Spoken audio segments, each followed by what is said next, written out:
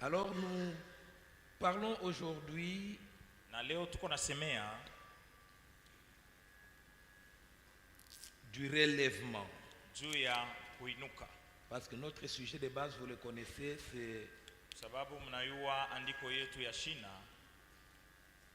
nous sommes en train de parler sur devenir un autre homme. Tuko nasemea juu ya kuwa mtu mwingine, mtu wa Et sasa. nous partons aujourd'hui d'Éphésiens chapitre 5.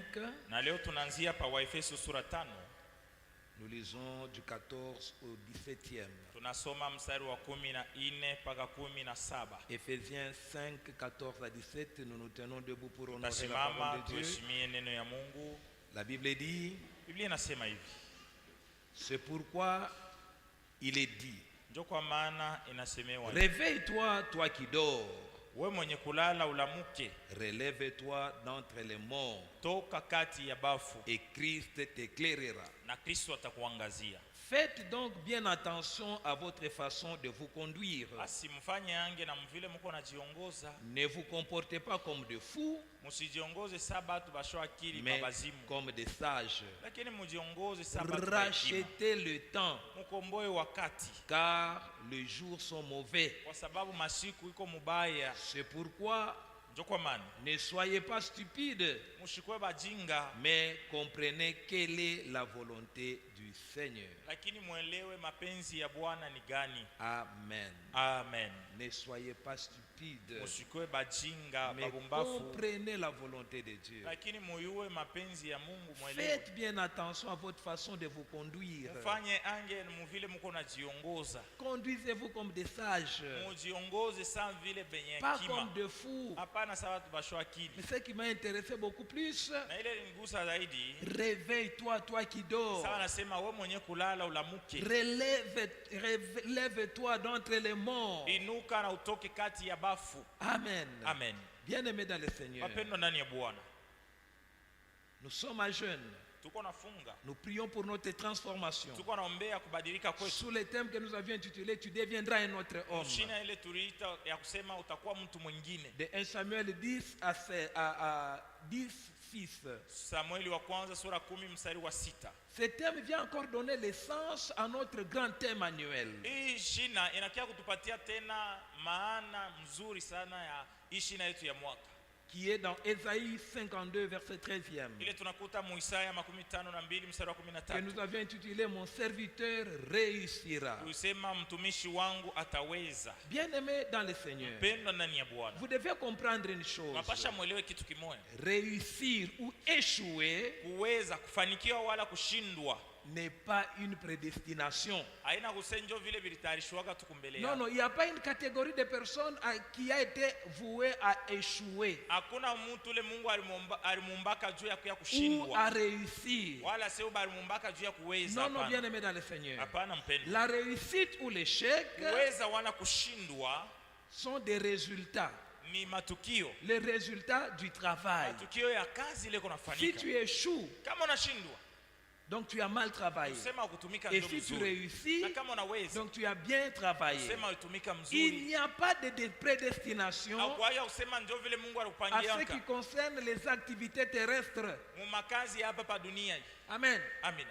Il n'y a pas de prédestination. Hakuna kusema ndio Oh, Mungu Dieu les alikutayarisha avait muli. prédestinés à devenir riches. Mimi Mungu alinitayarisha juu Les nikuwe autres, tajiri. Dieu avait prédestiné à Kisha devenir pengine Mungu pauvres. alibapangaka tu watakuwa Non, bien maskini. aimé, Hapana. il n'y a pas de prédestination en cette matière-là. Mambo ya kuweza na kushindwa hakuna Mais il est kusema vrai Mungu que Dieu alipangia. peut élever quelqu'un. Lakini inaweza kufikia Mungu Ou anainua Dieu mtu. peut appauvrir quelqu'un. Wala Mungu anaweza L'élévation ou l'appauvrissement de Mungu Dieu kutajirisha wala kutia mtu maskini.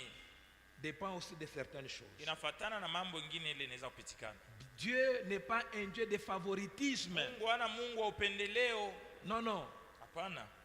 Dieu Mungu encourage ceux-là qui travaillent. anapatiaka nguvu bali ben kutumikaka. Bien-aimé dans le Seigneur, Pendwa ndani ya Bwana. le résultat de ton travail Matukio ya kazi yako dépend de beaucoup de choses. inafatana na mambo ya mingi. Le résultat de ton travail dépend de ta façon de travailler. Matukio ya kazi yako inafatana kwanza na Ta façon namna de ile uko unatumika. travailler dépend de ta vision. Namna ile uko unatumika nayo inafatana na Et ta vision vision uko nayo. dépend de ton entourage. Na vision yako inafatana na nafasi ile uko. Amen. Amina.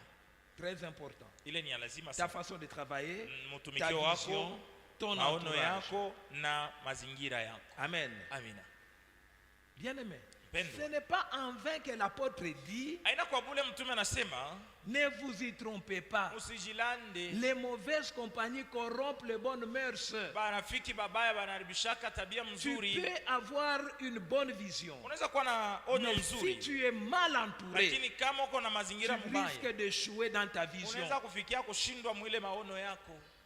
Tu peux avoir les ailes de bien travailler, Unaweza kuwa na bidii ya kutumika sana mais mzuri, si tu es mal entouré, lakini kama uko na tu mazingira mbaya, risques d'échouer dans unaweza ton kufikia activité. kushindwa mkazi ile uko nafanya. Amen. C'est Amen. pourquoi en semaine nous avions parlé des mauvaises compagnies. Ndio maana tusemea juu ya barafiki babaya, Pas le barafiki, watu bale Oui. banakusindikiza, les mauvaises compagnies. watu bale bakusindikiza babaya, Les gens qui peuvent faire que tu échoues dans ta vie. watu bale wanaweza kushindushisha maisha. Nous avions parlé des mauvais, je récapitule juste, nous avions parlé Arudisha des kidogo. mauvais parents. Tusemezea juu ya bazazi babaya. Le mauvais parent, Bazazi babaya, c'est celui qui n'a pas de vision avec ses enfants. mzazi mubaya ni ule hana maono hata moja ya batoto Il ne yake, comprend pas pourquoi il est parent. haelewi hata juu ya nini kwa mzazi, Il n'éduque pas ses enfants. afundishe mzuri batoto Il yake, n'instruit pas ses enfants. awapeleke batoto yake kwa masomo, Il gâte ses enfants. iko na keresha Donc, batoto yake. Un mauvais parent ne tape pas ses enfants. Mzazi mubaya hapikake batoto yake. Bien aimé, Mpendwa, nous avions parlé aussi des parents sorciers ou occultes. tusemea kuko bazazi wengine ni balozi wala bachawi, C'est des parents qui Bazazi bale. ont des activités spirituelles maléfiques. biko na kazi ya kiroho mubaya. Ils peuvent sacrifier leurs enfants au diable. Anaweza hata anatoa batoto yake kwa Ils shetani, peuvent hypothéquer l'avenir de leurs enfants pour leur succès. anaweza kuzisha maisha ya kesho ya batoto yake juu Et ya yeye ils kuweza cherchent tule, à priver le salut à leurs enfants. na wanatafutaka kukosesha batoto yabo wokovu. Il y a aussi des parents religieux. Huko tena bazazi wengine ni bakidini, Les parents religieux sont bazazi aussi bakidini dangereux nabo ni parce bahatari, qu'ils conduisent aveuglément leurs enfants banasindikizaka banaongozaka batoto yabo mu bupofu, et s'opposent à leur éveil spirituel. na wanapingaka sana kama watoto wanaanza kulamuka mkiroho, Ils s'opposent. wale wanapingaka. Ils ne veulent pas les églises de prophétie. Hawapendake makanisa ao ya maprofesi hata Non, non. Les hawatapenda églises de chasser les démons. Non, non. makanisa ile ase twende tufukuze mapepo. Bien aimé dans Hakuna. le Seigneur. Mpendo nani ya Vous Bwana, devez comprendre que unapasha kuelewa kusema les mauvais parents, bazazi babaya c'est-à-dire un parent qui n'est ni sorcier, ni kusema mzazi ule hana mulozi, il peut ou ne pas être religieux. anaweza kuwa wa mambo ya dini wala hapana. Ils sont très dangereux que même plus que les parents occultes. Ni bahatari sana kupitia hata bazazi bale ni bachawi. Les mauvais parents, les parents qui ne prennent pas soin de sa maison, Mzazi ule les mwenye parents qui ne veillent pas sur haongoze, l'éducation des enfants, atunze est nyumba très yake wala dangereux kuchunga batoto yake. qu'un parent occulte. Ni hatari sana kupitia hata Il est mzazi même très mchawi. dangereux qu'un parent sorcier. Kwanza ni hatari sana kupitia na mzazi mchawi. Un Mlozi. parent peut être occulte, Mzazi anaweza kuwa il peut mchawi, être sorcier anaweza kuwa et mlozi, veille sur ton éducation. lakini anasimamia Il sana masomo t'amène dans yako, de bonnes écoles. anakupeleka pa Il masomo fait même mzuri les devoirs avec toi. na madevoir iko nakusairisha, Il t'accompagne anakusindikiza dans ce que tu fais. mubile uko nafanya, Mais il a un projet aussi occulte avec toi. lakini mambo tena ya kiroho nayo iko nayo Et mubaya. ce juu projet yake. occulte Na ile ne kazi ya doit pas vous giza faire peur. haiwezi Parce que kuongopesha, Dieu peut les tu confondre. Mungu anaweza kumvuluka. Mais un mauvais parent, Sasa mzazi les mubaya, parents qui ne t'accompagnent pas dans ce que tu fais, mzazi ule les akusindikize mubile parents uko qui ne font nafanya, pas même les devoirs avec l'enfant, mzazi ule afake devoir na les batoto, parents qui ne veillent pas sur l'instruction des enfants, mzazi ule les asimamiake masomo ya parents qui batoto, gâtent l'enfant mzazi ule iko est nakeresha très watoto, dangereux ni hatari sana. parce qu'il élève l'enfant Sasa iko nakomarisha avec mtoto, beaucoup d'insuffisance. mtoto iko na mambo ya mingi ile hayuwe, Insuffisance sociale. mambo ya kuishi na bantu hayuwe Il kitu, ne sait pas respecter les aînés. hayuwake kuheshimia Il ne batu sait pas bakubwa, respecter les institutions. mtoto hayuwe kuheshimia Donc, vitu il vile est vaille vilipangiwa, que vaille. iko tu vile anafaa vile Il anaona. il n'a peur de rien. Mtoto ule Il peut haogopake toucher à kitu, n'importe anaweza quoi. kubamba kukitu kyokyote. Bien aimé, Banduku, ces choses-là, vile vitu vya vile, même si tu crois en Jésus, hata kama unamwaminia Yesu, ça peut te priver la gloire de Dieu. vitu vya vile vinaweza kukosesha utukufu wa Mungu. Amen. Amen. C'est pourquoi ces parents-là sont très Ndio maana, dangereux. bazazi ba vile ni bahatari sana, Ils vont te faire élever même avec des insuffisances spirituelles. atakomesha na uko na mambo mwenye haieneane ya kiroho. Oui, Ndio vile nous croisons souvent beaucoup de cas comme ça. sasa Vous tunakutanaka na mambo trouvez ya un vile, enfant que même eux-mêmes les parents ne savent plus maîtriser. Unakuta mtoto mwenye na bazazi wenyewe hawezi tena kumsimamia. Regardez bien cet enfant-là. Angalia tu mzuri ule mtoto wa Il y vile. a une part de 75% de leurs parents. Kuko hata 75% ya Ils bazazi n'ont yake pas mwile instruit mama. cet enfant dans le voie de Dieu dès son enfance. Aba kufundisha kule mtoto manjia ya Mungu tangu butoto Ils l'ont yake. laissé habiter n'importe où. Bali mwacha ikale fashi yoyote. Aujourd'hui, il est chez l'oncle, Leo kwa demain chez la mjomba, tante, kesho kwa demain shangazi, chez tel. kesho ni kwa fulani. L'enfant n'a pas une éducation de base. Mtoto ana mbele ile mafundisho ya chini na ile ya mwanzo. Il a des insuffisances scolaires. Yesu anakuwa na mambo ya mingi ile hayeneani ya masomo. Cette année, il a étudié Hii mwaka alisoma à telle école. masomo L'autre année, fulani. il a étudié à telle Ile école. mwaka mwingine anashanje L'autre tena année, il n'a pas ikolo. étudié. Hii mwaka mwingine akusoma. Bien aimé, Banduku, ces gens-là, batoto bavile. ils peuvent grandir dans la vie Banaweza kukomea na muimani. sans voir la gloire de Dieu. Lakini hawataonaka utukufu wa Parce que la Mungu. gloire de Dieu, Ndio utukufu wa Mungu. à 90%, Mwasilimia 90 est révélé par inaonekanaka nos capacités charnelles. kupitia ule uwezo wako wa kimwili. Amen. Amen. Nos capacités charnelles. Uwezaji wetu wa kimwili Très important. unaoneshaka utukufu C'est wa Mungu pourquoi ni en tant que lazima. parents, Ndio maana sasa vile nous devons bazazi savoir accompagner nos enfants, tunapasha kuyua kwanza les kusindikiza accompagner dans watoto la wetu, foi, basindikiza les muimani, accompagner dans leur scolarité, basindikiza masomo, voir leurs insuffisances tuone mule et amener de banapungukiwa nouvelles capacités. na kuongeza tena uwezaji wengine. Amen. Amina. C'est là que nous voyons même des serviteurs Ndio pale tunaonaka hata watumishi, qui ont des problèmes d'éducation. mtumishi mwenye akufundishwaka tu mzuri na bazazi. Il y a un célèbre prophète ici à Lubumbashi Huko profeti mwa wa yulu sana qui a un Lubumbashi. caractère impoli. là. Mwenye na tabia moja ya Il ne bukosefu wa tient pas adabu sana. compte des parents dans Heshima l'assemblée. yake ase Il huyu ne ni tient pas mzazi. compte de quoi. Heshima Il yake croit qu'avoir les dons, c'est être Yalo na au-dessus de tuase tous. vile tu ni profeti njoko yulu ya vyote. Non, il ne comprend même pas ce que les instructions bibliques. Elewa hata yenye vile maandiko nasema. Regardez comment est-ce qu'il a grandi. Sasa angalia tu wa vile alikomeaka. Beaucoup d'insuffisances dues aux parents. Anakosa vitu vya mingi vile yenye bazazi abakumfundishaka. Nous avions parlé des faux serviteurs, Tusemea tena batumishi babongo. les occultes et les aventuriers. Bale bachawi na bale aventurier. Nous avions parlé des mauvais amis. Tulisemea tena barafiki babaya. Ici, je vais un peu m'attarder sur les mauvais amis. Nisemee tena mbele hapa juu ya barafiki Les babaya. mauvais amis Barafiki babaya peuvent être à 3 ou 4 niveaux. banaweza kuwa tu watatu wala ine. Il y a des premiers amis, Kuko barafiki ba kwanza les amis d'enfance. ni barafiki batangu Ces kuzalika amis-là ne nao. sont pas dangereux. Bale barafiki batangu butoto Sur abana le batari. plan éducationnel. Mambo mbele ya Parce que kufundishiwa. dans l'enfance, on est sous l'autorité des parents. Jumu butoto mule muko chini ya madaraka Et ya un bazazi. parent peut décider qui joue avec son enfant et qui ne pas jouer avec son Muzazi enfant. anaweza kuamua usichezake tena na mtoto wangu Mais na mtu fulani. ces amis sont dangereux Lakini bale barafiki ni batari parce qu'ils communiquent facilement, ils transmettent facilement la sorcellerie. banambukizanaka bulozi kwepesi tu Dans leur mubutoto. enfance, dans leur jeu Mubutoto, là, mumichezo. ils transmettent la sorcellerie. Banapatiana facilement. buchawi bulozi paka tu vile. Pourquoi facilement? Juu ya nini Parce qu'ils banapatianaka kwepesi? bénéficient d'une présomption d'innocence. Juu muvile ko mtoto hautamuwazia aseme ko mububaya. Tu ne peux pas s'imaginer. Hautamuwazia.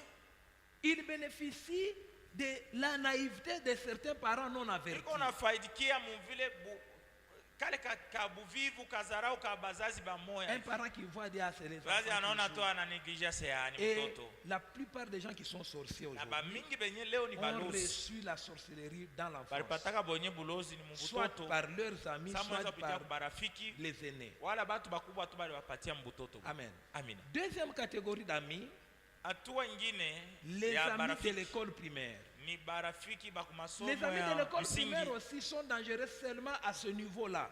Barafiki ba masomo ya msingi nabo biko batari muhii hatua. Ils peuvent aussi transmettre la Na wao sorcellerie. wanaweza kupatiana bulozi. Surtout qu'ils sont loin des parents. Zaidi vile biko mbele mbari na À bazazi. l'école, Biko kwa masomo.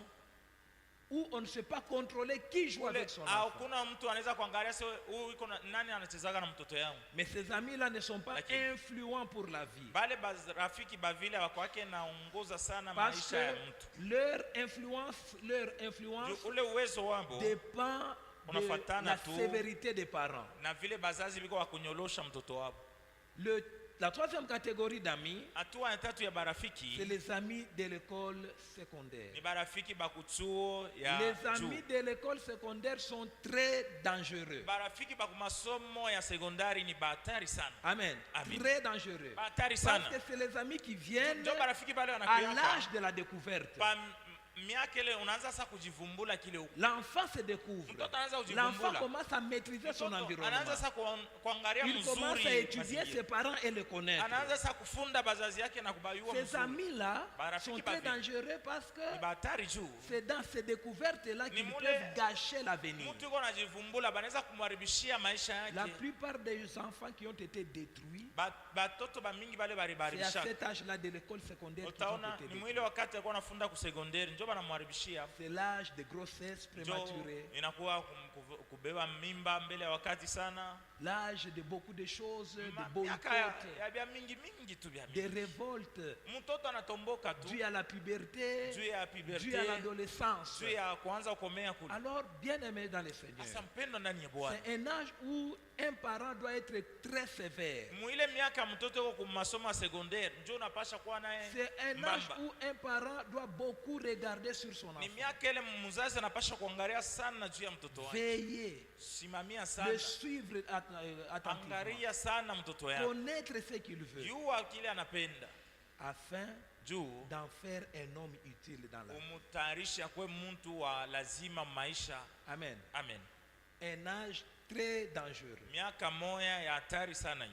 Et la dernière catégorie d'amis, Na hatua ya mwisho ya c'est barafiki les amis de l'université. ni barafiki ba ku Les amis de university. l'université sont très importants, Sasa barafiki ba ku university ni balazima mais sana. aussi dangereux. Lakini tena ni bahatari. Parce que c'est à cet âge-là que beaucoup sont entrés dans l'occultisme. Juu njo mwile miaka ile bamingi baringiria Ils muma. connaissent maintenant les uchawi. besoins de la vie. Banayua Ils sa ont des mahitaji ya maisha. inspirations. Anaanza kufuatilia iko anapenda Alors, kuwa kitu ils fulani. cherchent par tous les moyens comment s'en sortir. Ndio anatafuta mnamna Mais yote c'est aussi awezi. des amis qui peuvent Lakini- faire grandir votre foi. Wale barafiki tena ma ku university ndio wanaweza kukomesha imani yao. Mais aussi, c'est les amis qui peuvent te sauver. Lakini ndio tena barafiki wanaweza kuokoa. C'est les amis qui peuvent penser en toi lorsqu'ils sont élevés. Ni barafiki benye saba anainuliwa banaweza maisha banaweza kukumbukaka siku On moja. l'élève ministre, Anakuwa sa vile il se ministre. souvient de tes capacités. Anakumbuka se fulani yule alikuwa kwa nguvu sana.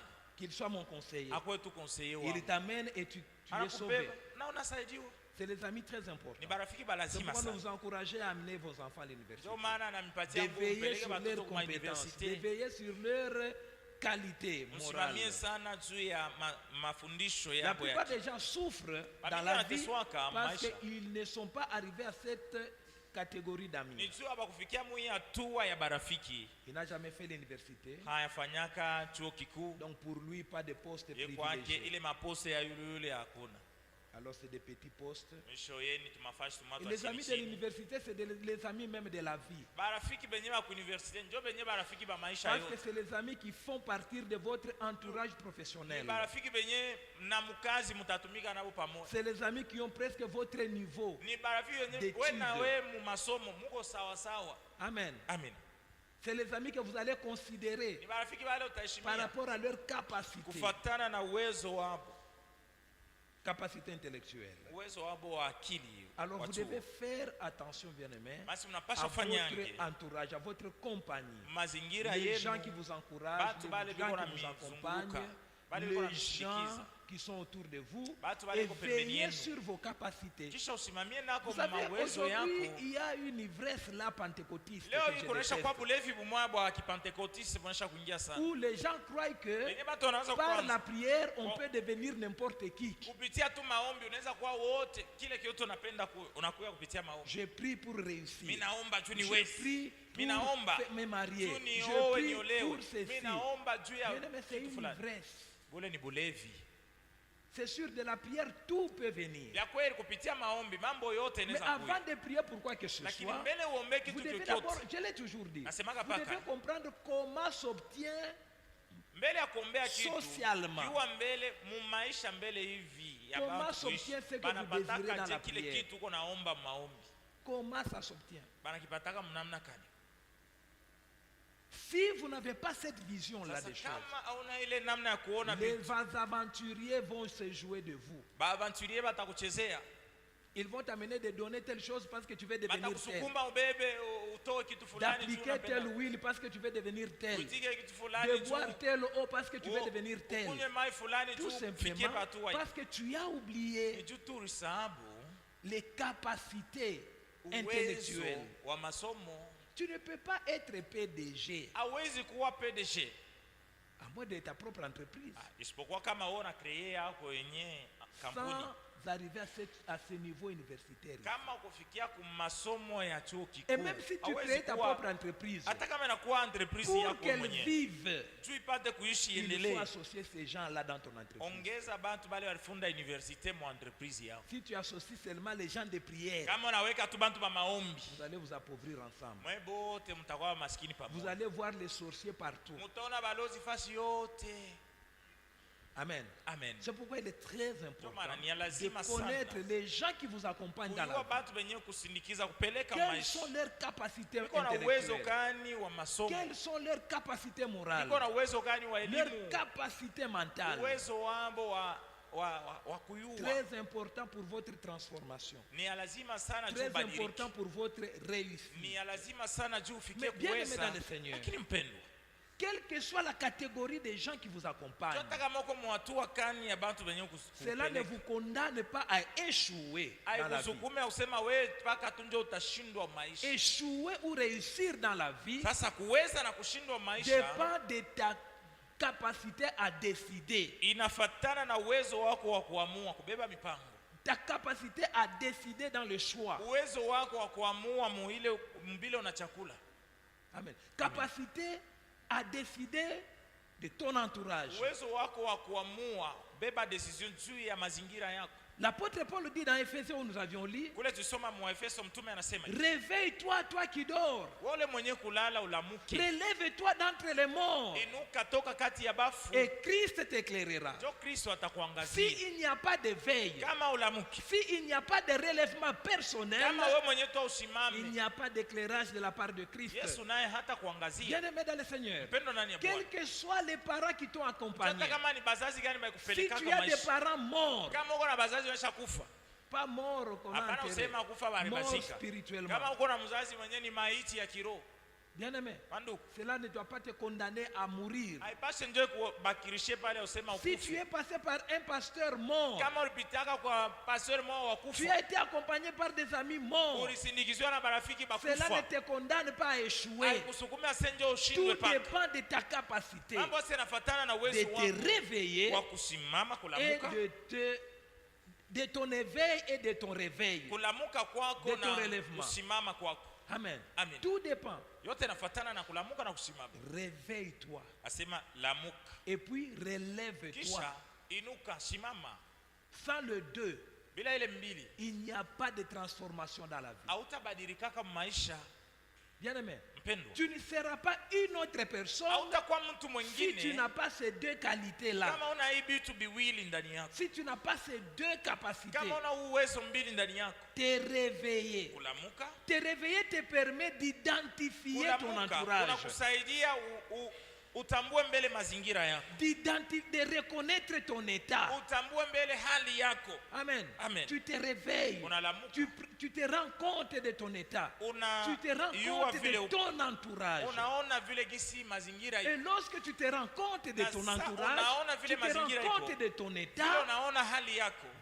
relève-toi maintenant. Ushatambua ile simama sasa. C'est insensé Ni ya bujinga sana. de te réveiller Yenye unalamuka na sans kulamuka. te relever. Lakini kusimama unashindwa kusimama. C'est-à-dire tu te réveilles, Sema unalamuka. tu regardes les choses, Unaangalia tu bintu. constates la situation Unaona vile mambo iko. et tu restes calme. Kisha unawakia paka Tu wa ne kulala. bouges pas.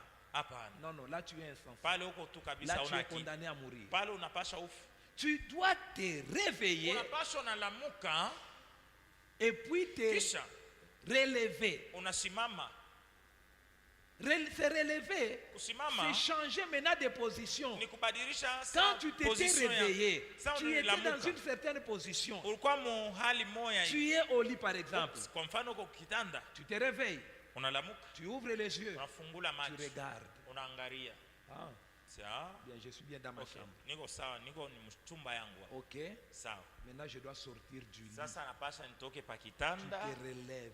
unalamuka sasa, Tu unasimama. fais un mouvement Unafanya mouvement qui te permet yenye de itakusaidia sortir utoke dans un état quelconque. muhali mwa fulani ule ulikuwa mwai. Bien aimé, Mpendwa, la plupart des chrétiens tombent à ce niveau-là. Bakristo bamingi banangukiaka pa hii hatua, Ils se réveillent, banalamukaka mais il ne veut pas se Lakini, relever. awapendake njo Il kusimama, attend que Dieu vienne le relever. banachungaka Mungu akuye basimamishe. J'ai croisé beaucoup de gens qui me disent, Shakutanaka na watu bamingi vile wananiambia, Dieu sait Mungu yeye mwenyesha pourquoi il me anayua laisse comme ça. juu ya nini ananiacha mwi hali. Mungu yeye mwenyewe Il te anayua. laisse comme ça parce qu'il veut Bora que kuacha toi, vile. tu te relèves. Ndio anapenda wewe mwenyewe Le usimame. relèvement est personnel. Kusimama ni kwa wewe moya. Bien aimé dans le Seigneur, Mpendwa, Dieu Mungu ne huyu peut pas t'empêcher de faire de commettre un péché. hawezi kuzibiria juu usifae Commettre zambi. un péché, on ne peut pas le commettre. Ufae zambi wala C'est usifanye. personnel, c'est Inafatana na wewe volontaire. Ça ne dépend mwenyewe. pas de Dieu. Haifatani hata na Mungu. Amen. Amen. Parce qu'il y en a qui croient Tuko wengine wanaweza kusema que Dieu vient l'empêcher. yeye anatafuta Ne kufaa fais pas. zambi. Ndio Mungu anakuja anamfunga. Dieu Usifanye. dit fouiller. Mungu anasema kimbia. Il n'a pas dit résister. Mungu usema sikumbana na ile zambi.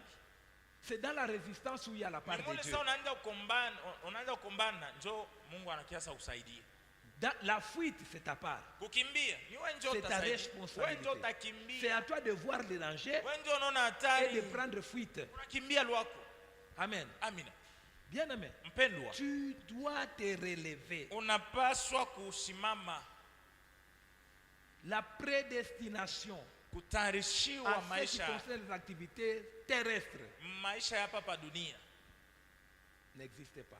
haikuanki hapa. Amen. Amin.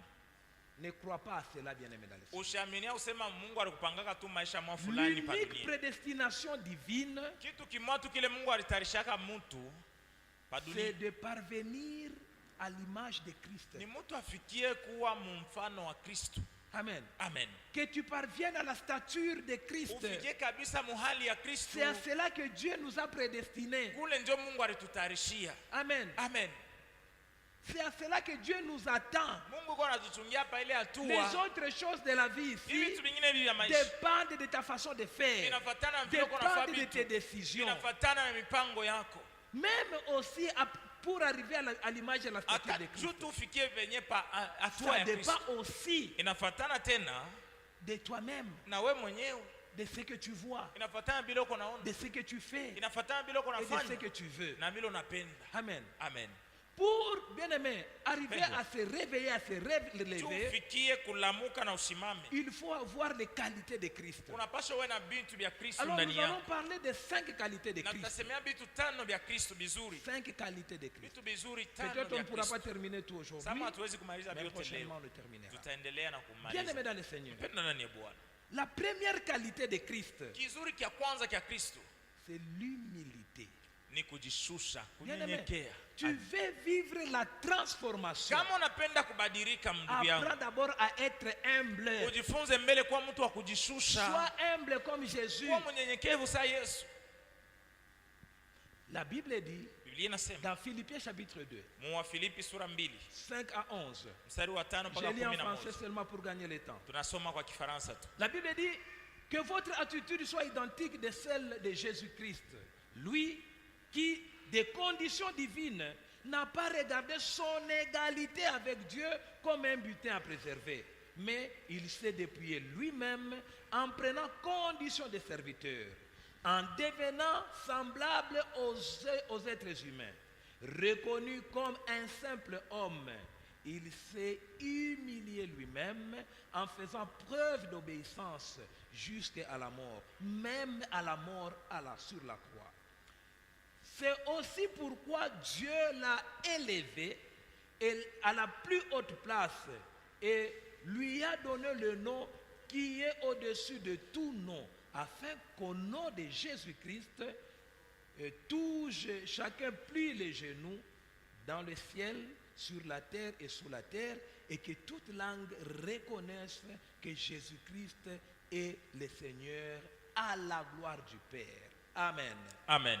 Bien-aimé, Ndugu yangu, être humble, kuwa Savoir s'humilier. Kuiwaka kujishusha. L'humilité précède la gloire. Tu Unyenyekevu veux la unatangulianga kutukufu. transformation? Unapenda ubadilike. Sois humble. Kuwa kujishusha. Humilie-toi. Ujishushe tu. Bien-aimé, s'humilier, c'est savoir renoncer Ni kuiwa à kukatala. ce qui fait sa gloire. Vile inafanyika na kupatia utukufu. Qu'est-ce qui te glorifie? Nini kile kiko na kupatia utukufu?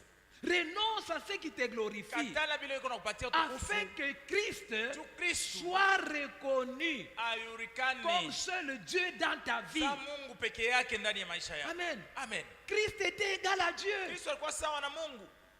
Il s'est humilié lui-même. Alijishusha muye moya. Amen. Amen.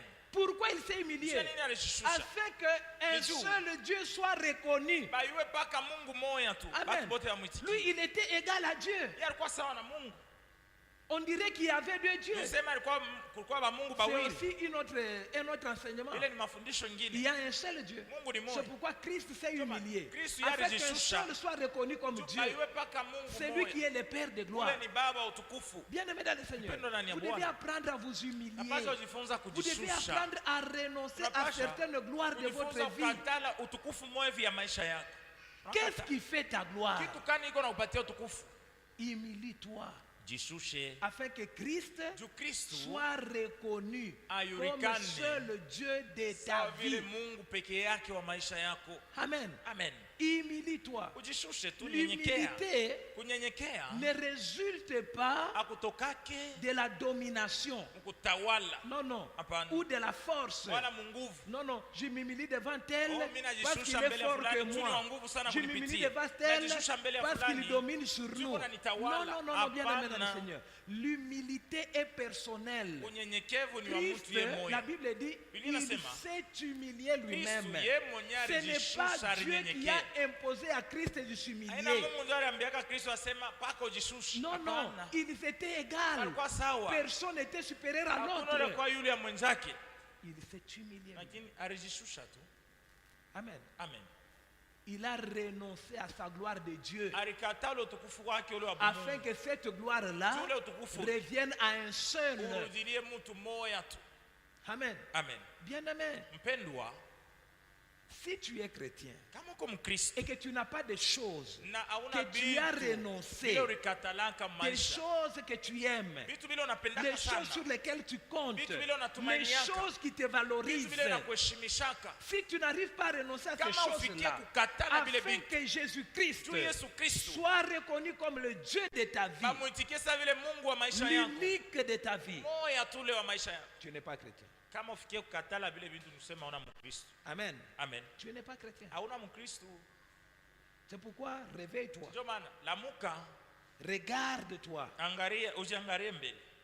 Qu'est-ce qui est en train de prendre la place de Christ dans ta vie? Kitu kani kinaanza kubeba fasi ya Kristo maisha Qu'est-ce yako? que tu ne veux pas renoncer? Kitu kani kile haupende kukatala? Vous savez, j'ai croisé un jour une sœur. Siku moja nikutanaka na dada Je moja, la prêche l'évangile. namhubiria injili, Elle me dit, ananiambia j'accepte tout ce que tu dis là. vyote vile unasema mimi Mais natika, mon accoutrement, lakini mivario yangu là, ne touche pas. hata kule ndio shigusi.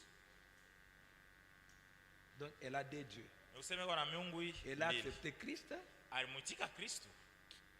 qu'elle a ramené au rang de son accoutrement. Sasa ule Kristo ule anamfikisha mwatua moya mivario yake, kuvala na Yesu banakuwa sawa sawa. Bien aimé, Mpendwa, c'est un idolâtre. ule ni muabudu Et beaucoup sanamu. de chrétiens sont idolâtres comme Na ça. bakristo bamingi iko naabudu vile Ils sanamu, ont des dieux biko na miungu qui les amènent au même rang que Christ. ile biko nafikisha mwatua Et moya moya parfois sana même Kristo. au-delà de Sasa Christ. banaipanisha na yulu Ils kumpitia na sont Kristo. même prêts à laisser Biko tayari l'église ya kuacha na parce que kanisa. l'église a touché à son Dieu. Kanisa ligusa ka Mungu kati.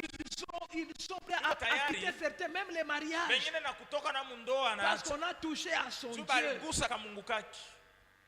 Bien-aimés, Mpendwa, humiliez-vous, mujishushe, laissez-vous dominer. mwache Mungu amitawale. Pas parce que Dieu est fort, Hapana, Mungu amitawale juu aseni wa nguvu. non, non, parce que Hapana. vous l'aimez, Lakini Mungu amitawale juu mnampenda sana parce que Mungu. vous l'aimez. Juu mnampenda Mungu. Amen. Amen. Laissez-vous dépouiller. Mujiache mamivule. Amen. Amen. Renoncez Mukatale afin que Christ soit juu élevé. Kristo ainuliwe.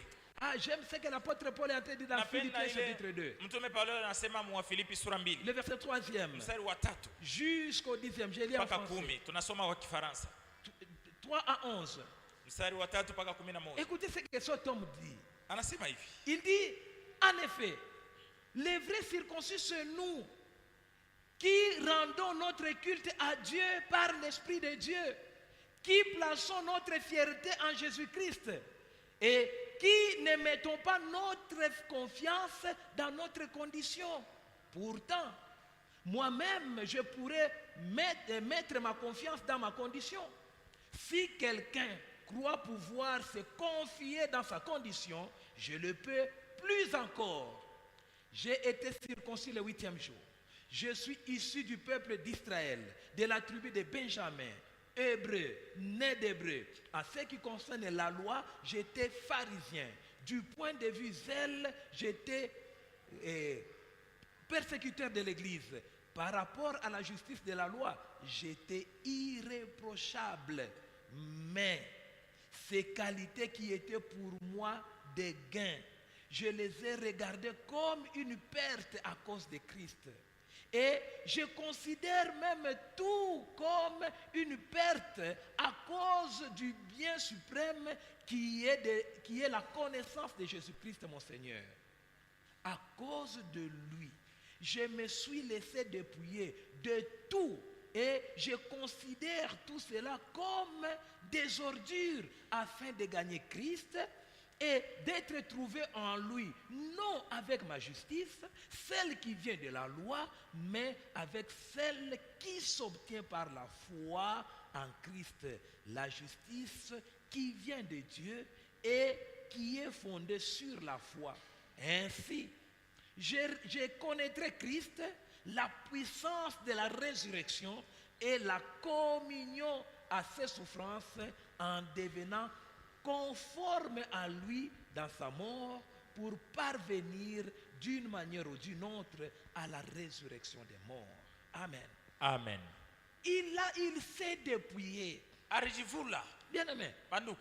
Toutes ces choses qui étaient comme des qualités. Yote vile kwa kasa bitu bizuri kwake. Toutes ces choses par lesquelles il trouvait Vitu profit. vile anaanza kupatia mo faida. Il dit, Anasema, je me suis laissé. mimi Je nilijiachiria. n'ai même pas résisté. Sikukombana tana Prenez. mubebe. J'ai trouvé meilleur que Mimi ça. napata bizuri J'ai sana kupitia trouvé lui. Jésus. Nakutana À na cause Yesu. de lui, Juu ya je Yesu. suis prêt Niko à me tayari laisser dépouiller. Kuacha Bien wanibebe aimé dans le vyote. Mpendwa Seigneur. ndani ya Bwana. Qu'est-ce que tu t'es laissé dépouiller? Wewe ni kitu kani Parce que uliacha tu as makutosha croisé Christ. juu vile ulikutana na Depuis Kristo. que tu as croisé Christ, Tangu ulikutana na qu'est-ce que Kristo. tu as abandonné? Kitu kani kile unaisha Qu'est-ce que kuachaka? tu as laissé? Kitu kani unaisha Mais kuachaka? c'est dommage. Wengine ya ole. Certains chrétiens Uko ba Kristo wengine. veulent même Banapendaka qu'on na les accepte tels qu'ils sont, baba itikie paka vile biko. avec leur mauvais accoutrement. Mwivario yabo mubaya. Lui, Paka c'est vile. comme ça. Oh, yeye ndio vile anakuwa. Il a déjà donné son cœur à Christ, Ashampatia Yesu moyo wake. mais son corps est encore entre Lakini les mains du mwili diable. ukingari mbele mikono ya shetani. Qu'on l'accepte comme ça. Bamwitikie paka tu Non, vile. bien aimé dans le Hapana, Seigneur, ndugu vous yangu. devez vous laisser Napasa dépouiller. kujiacha kuvuriwa. Toutes ces choses qui étaient pour voir comme Vitu vyote objet de gloire. vyenye kosa utukufu kwenu. Ah, bien aimé, Ndugu yangu. laisse-toi dépouiller. Acha bakutosha havyo. Accepte de changer. Itika Change ton kubadilika. accoutrement pour la gloire de Badilisha Jésus. juu ya kuvala kwako juu ya Change Yesu. ton langage pour la gloire de Jésus. Msemeo wako badilisha juu Change ya ton utukufu wa milieu Yesu. pour la gloire de Jésus. Fasi ilo naingia Laisse-toi katoka hapo dépouiller de juu ya ces Yesu. amis-là Bale barafiki qui achana vantent ton nabo. corps. Bale biko Qui vantent ton bale corps. banatapaka maungu yako. Ah, j'admire tes Asi, pouces. Hein? napendaka sana mikulu yako J'admire tes doigts. napendaka sana vidole vyako Bien-aimé. Surtout nos mamans. zaidi ba mama yetu hapa. Esclaves d'artificiel. Batumwa ba bitu bile vya bantu bakutengeneza. Fil artificiel. Makiki Ongles ingine. artificiels. Makope. Bassin artificiel. Na kenye. Cheveux artificiels. Nywele ya. Teinture artificielle. Teinture ya bantu. Qu'est-ce que tu peux laisser pour la gloire de Christ? Unaweza kuacha kitu kani juu ya utukufu wa Kristo. Amen. Amen. Bien-aimé, Bandugu. laisse-toi dépouiller de certaines Acha choses. bakutoshe bintu Ça te vingine. prend ton argent inutilement. Bora ukuria makuta yako vya bule. Ça ne t'empêche pas de vieillir. haikuzibiria se buzee abutakuya. Parfois, je croise dans la rue Sama mbalabala les nakutanaka anciens bogards. bale ba bogari ba zamani ba. Il devient comme un caméléon là. Chokosa caméléon. Et le casque bleu. Sa casque bleu. Non, bien aimé. Hapana. Soyez ce que vous êtes. Fuwa tupaka kile huko. Laissez-vous dépouiller de toutes ces choses-là Acha ba inutiles. mitoshi bile bitu byote bile. Pour la gloire de Christ. Sio tukufu wa Kristo. Acceptez de changer. Itika kubadilika. Laisse-toi dépouiller. Acha bakuvule bakutoshe. Cède même, cède. Wewe mwenye mbele pana achiria tu. Réveille-toi. Tamuka.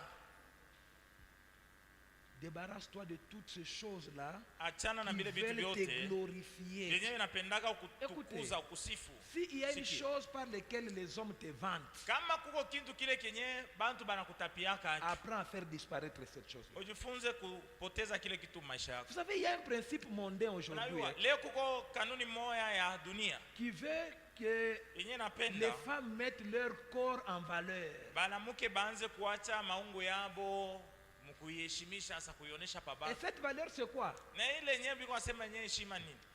C'est-à-dire porter des petites jupes, Useme Porter des unavana histoires qui te kashuka collent, fupi, vitu vile vinakubamba, doni, mkongo wazi, soupe natolo. wanachiria wazi. Et puis, Après tena les gens t'admirent un peu. ndio Là. sasa bantu banakutapa ako Pour kiloko. eux, c'est ça valoriser le Wao corps. wase njoo yenyewe kuheshimisha kuonesha ile. Non, ça c'est une folie. Les choses de valeur sont rares. Vitu vya Ce qui est heshima cher vinakuwa est vya rare. kiloko sana. Na vitu vile Les yenyewe cuisses iko ya chères bei. sont rares. Mikulu yenyewe iko ya bei sana. C'est Abayonake réservé à un tu seul kwepesi. homme. Ni ya mtu mmoja tu, mwanaume Et mmoja il tu. voit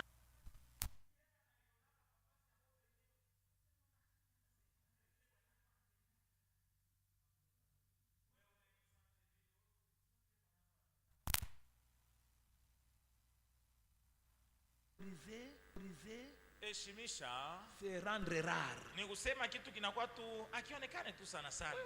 Njoo heshima. Amen. Amen. Valoriser, c'est cacher. Kuheshimisha ni kufichika. Que n'importe qui ne voie. Mtu wote wote asione, Que n'importe qui ne touche. mtu wote wote asiguse. Que seuls les gens de valeur, Mpaka batu babei sana. les héros, Bale benye ba hero. les gens qui sont capables de battre arba. Maana wanaweza kupika arba kule. Ndio anarudia sana bebe.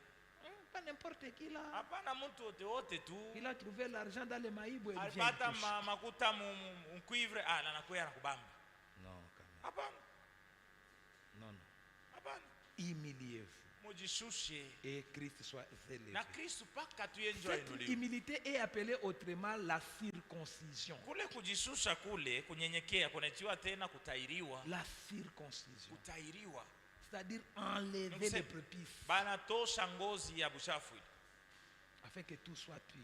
juu vitu vyote vyakie safi. L'humilité précède la gloire, bien-aimé dans le Seigneur. Kunyenyekea kujishusha kunatanguriaka mtu Proverbe 29, utukufu. 23e verset Mezali 29 mstari wa 13 dit: inasema hivi: l'orgueil d'un homme le conduira à l'humiliation, kiburi kya muntu kitampeleka kuaibu, mais lakini celui qui est humble mtu wa d'esprit kujishusha obtiendra la gloire.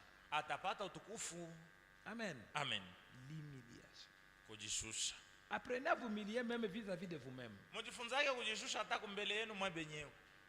Toi-même, Wewe mwenyewe mbele, tu te convaincs. wewe mwenyewe unajihakikishia Sana. mbele, sasa mimi mwenyewe mbele hivi, hapana.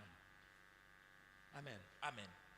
Deuxième qualité de Christ, Kitu kingine kia pili kizuri kia Yesu l'obéissance. ni utiifu. Amen. Amen.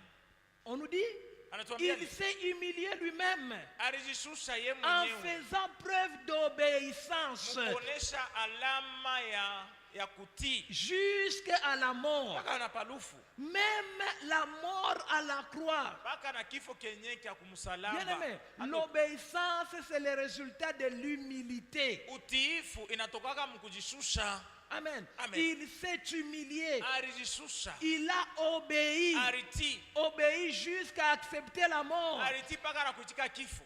Même quelle mort? Na yenyewe ni kifo kya je. À la croix. Une Kumusalaba. mort réservée aux brigands. Kifo kile Une ilikuwa kya mort de batu la honte. ba malfaiteur kya Bien aimé, haya. vous savez ce qui nous fait souffrir beaucoup, Unajua, c'est la honte. Kitu kile kinafaka tuteswe sana ni Beaucoup haya. ne sont pas humbles parce qu'à cause de la honte, ils ont Bamingi peur de abajishushake la honte. ni juu ya haya. Abapende njoo kupata haya.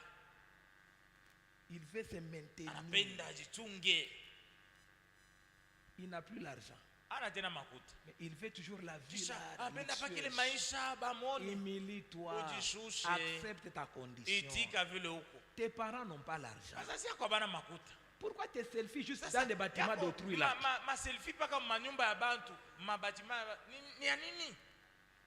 Accepte-toi Ujiitike kile tel que huko. tu es. Paka vile huko. Accepte chez vous. Itika kwenu. Hein? Eh, Obéis. ti. C'est ça chez toi. Njoo kwako kule, njoo kwenu kule. Chez autrui. Kwa benyewe wewe ule Tu selfie. vas poster. Ale unaposti. Jamais chez vous. Kwenu hakuna ta foto mwenye ulibeba kwenu. Obéis. Dis C'est de- loi Ça arrive dans la vie. Binafika hapa maisha Accepte. itika. C'est ici chez Itikiaje huku njoo kwetu huku. Accepte. Itika tushikie haya. Amen. Amen. Accepte. Itika, itikia. Si tu t'acceptes, Kama unajiitika kile tu vas commencer à travailler pour ton relèvement. utaanza kutumika juu ya Si tu kusimama. n'acceptes pas, Kama ujiitikie, tu vas fuir pour aller te réfugier quelque part. utakimbia uende ufichamie fasi ingine. Là où que tu trouves c'est bien. Fasi ile unaona senjo kuzuri. Amen. Amen. Et tu vas laisser chez Kisha toi. utaacha kwako, Tu vas vivre locataire utaenda kuishi huko locataire. parce que tu ne veux pas accepter. Jua upende kuitika. Bien aimé, Mpendwa, obéir, kutii c'est oublier sa volonté. ni kusahabu mapenzi yako. Amen. Amen. Oublier sa volonté Unasahabu mapenzi yako vile unapenda vile et unavisahabu. agréer la volonté d'un autre. Na uitikie mapenzi ya mwingine. Pas parce qu'il est fort. Haina shida kusema ni wa nguvu. Non, non. Hapana. Parce que Ni juu tu tu. l'aimes. Unampenda. Christ Kristo s'est humilié. alijishusha. Pas parce que Dieu était fort que lui. Hakujishaka Il tu ase était Mungu alikuwa égal à Mungu Dieu. kumpita. Alikuwa sawa na Il Mungu. s'est humilié. Alijishusha. Il a accepté la volonté de Dieu. Alitika mapenzi ya Mungu. Amen. Amen. Il a accepté Alitikia la volonté de Dieu. mapenzi ya Mungu. Et cette volonté de Mais Dieu les là mapenzi ya n'était Mungu. pas à son avantage. Haikuwa juu ya mema yake. C'était à l'avantage des pécheurs. Ilikuwa ni uzuri wa batenda zambi. Amen. Amen. Voyez un peu beaucoup de gens ici. On aime Ils bien la mingi acceptent hapa. seulement de souffrir pour leurs enfants.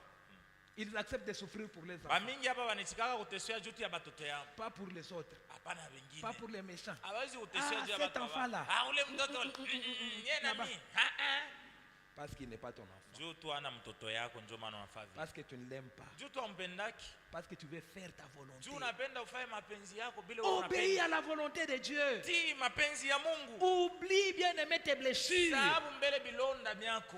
Oublie bien aimer tes fautes. Ndugu yangu, sababu mbele La Bible makosa dit yako. tous ont péché Inasema bote et balifaka ont zambi. été privés de la gloire de Dieu. Na balikosaka Mais utukufu les wa Mungu. dons gratuits Lakini de Dieu, zawadi ya bure ya Mungu c'est la vie éternelle. ni uzima wa Il milele. a donné un Dieu Alimtoa Mungu afin que toi, un pécheur, tu sois wewe sauvé. mtenda zambi uokolewe. Maintenant, toi, pour te Sasa donner, wewe juu ya tu kujitoa sa juu ya regardes wengine. aux œuvres des Unaangalia autres. mbele matendo ya Alors que ton wengine. Seigneur, Wewe sa Bwana wako pour te sauver, juu ya kuokoa. il n'a pas regardé à ton péché. Akuangalia Il a kuzambia. regardé à l'amour de Dieu. Aliangalia kwa mapendo ya Mungu. Amen. Amen. Oui, Ndio David vile. dit, Daudi si anasema, tu regardais à nos Kama péchés, tukiangalia kwa mazambi qui yetu. tiendra devant Nani ule toi? angesimamaka mbele yako? Qui? Nani ule angesimama mbele ya Mungu? Bien aimé. Ndugu yangu, Obéir. tii. Obéir. Kutii. Tii lwako. Amen. Amen. Ça ne doit pas être sous contrainte, Haipashe kuwa ya kukaziwa. mais ça doit être par amour. Inapasha kuwa unatii juu ya mapendo. L'amour. Kwa kupenda kwako. Vous savez, la Nayo. première des choses que Dieu attend de l'église Kitu kia kwanza kile Mungu iko anachunga kutoka ukanisa. ou du chrétien, Wala kile Mungu anachungaka kuona mwa Mkristo c'est l'amour ni mapendo. Ndio kia qui kwanza. se révèle par l'obéissance. Na mapendo inaonekanaka kupitia utiifu.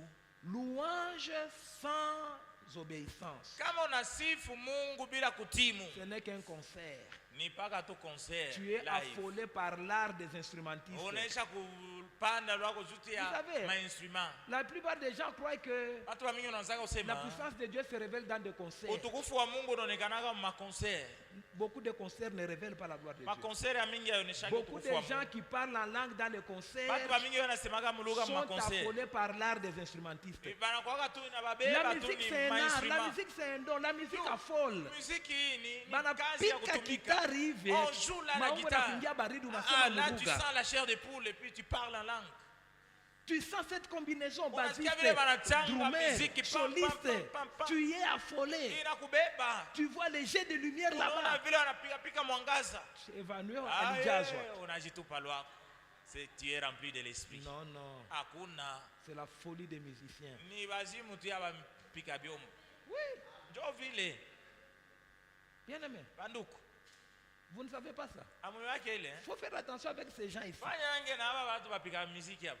Les modérateurs te disent lève-toi, tu ne te lèves Mmoja pas. anaweza kuambia simama. Mais Au il simama. monte là-bas, Mais il- anapanda tu kula anapika. Tu te lèves. Unasimama wewe mwe. Qui t'a levé? Nani Ce alikusimamisha? n'est pas Dieu. Haina Mungu. C'est les guitaristes, Kitari les kile. bassistes. Njoo kinakusimamisha. Instrument. Il t'a levé. Njoo inakulamusha. Vous devez faire attention. Unapaswa fanya ange.